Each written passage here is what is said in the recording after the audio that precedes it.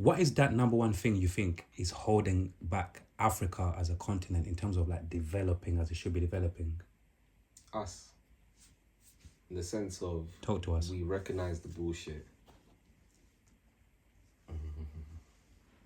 No, I'm gonna speak freely. Speak fucking Us, freely, man. yeah. Like the truth. You know what they say on my platform? I usually say like, the truth hurts, but the fact that I would rather still hear the truth than the bullshit. Than the bullshit, yeah. Us, because we recognize the bullshit, and we still take it.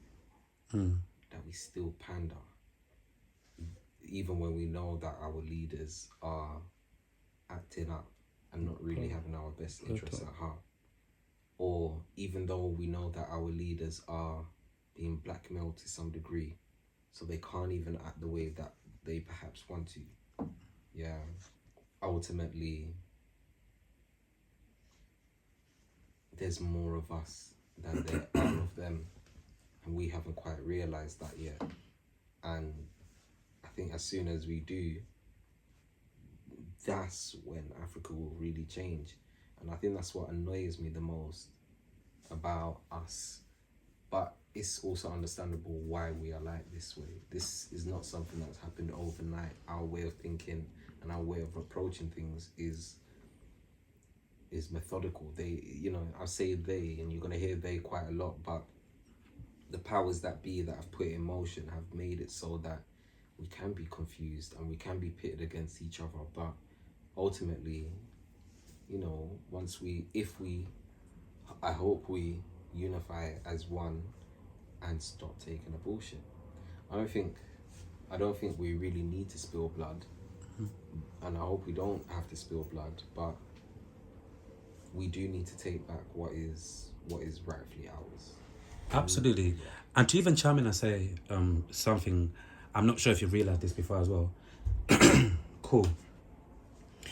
The first word that comes to my mind is revolutionaries, aka people like, people that we used to have back in the days actually put their lives at risk for the better of the country. All of these Malcolm, I don't want to say all of these names in case I forget someone, but all of these Malcolm X's, etc. Yeah.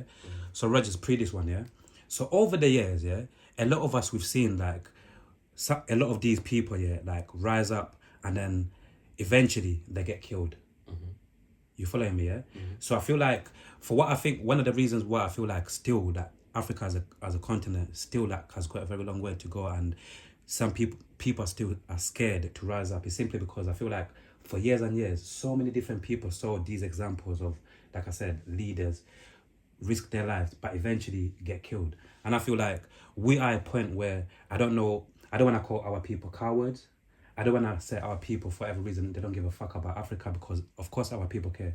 But for me, I feel like one of the reasons why still in 2025 we're still like behind as a continent in so many ways, simply because I think, I might be wrong, but I think part of the reason of that is because a lot of African people, they just basically like, maybe I might be wrong, but I feel like a lot of them, they're just scared. They say, you know what, all of these people that have tried to rise up have been killed. I'm not doing it again. But obviously going back to people like, that's why Ibrahim Traore, people that came now, they're like a breath of fresh air, because you're thinking, okay, someone finally, is brave enough to do that. To do the, yeah. You get what I'm saying? But I think overall, I think one of the main reasons why I feel like, obviously there must be other reasons as well, but I feel like one of the key reasons why people don't want to rise up, because I feel like just deep down people have been scared, bro.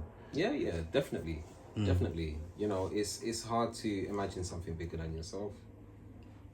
Really and truly. Aside, if you're a parent, you kind of can imagine that, yeah. But when we speak about like Africa and whatnot, yeah, definitely would be fear that kind of holds you back from really being that Ibrahim Traore or that Malcolm X. But ultimately, if he was to be shot down, we need to realize that we are all him. We are all him. So Himothy, And even the elephant in the room is, to be completely honest here, even the elephant in the room is like, God forbid, if tomorrow we woke up to devastating news saying that Ibrahim Traore has been shot dead, yeah, what are black people really going to really do, apart from, again, I'm not trying to say whatever, but this is the truth, innit? What are really black people gonna say? Would this be the time where a lot of black people around the world say enough is enough? Or are most black people going to do what they usually do? Most of them just take the streets and protest and wave all of these posters around and whatever. But realistically, if that, God forbid, happened to Ibrahim Traore, yeah, how many people watching this conversation will literally say, you know what, enough is enough. We're going outside until change comes. I think the fact that there is an Ibrahim Traore in this day and age now, Yeah. given how silenced the voice of revolution really is in this world. Imagine people are getting arrested in this country for going to protest. Yeah. It is now becoming illegal for you to protest. Think about that. Yeah. And in this environment, we are still able to have an Ibrahim Traore, young man as well. I think he might be 2 years old, like 37. Yeah, it's quite young. Yeah. Do you get what I'm saying? You know, quite young.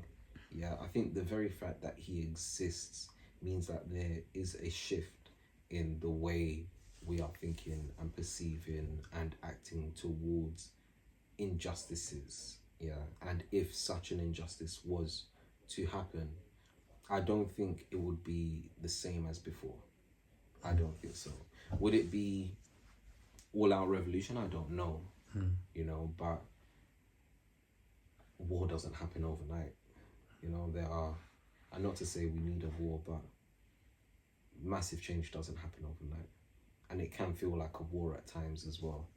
You know, so even if his death wasn't the final straw, I believe it will be a significant snowball to this avalanche that would follow, definitely. Yeah.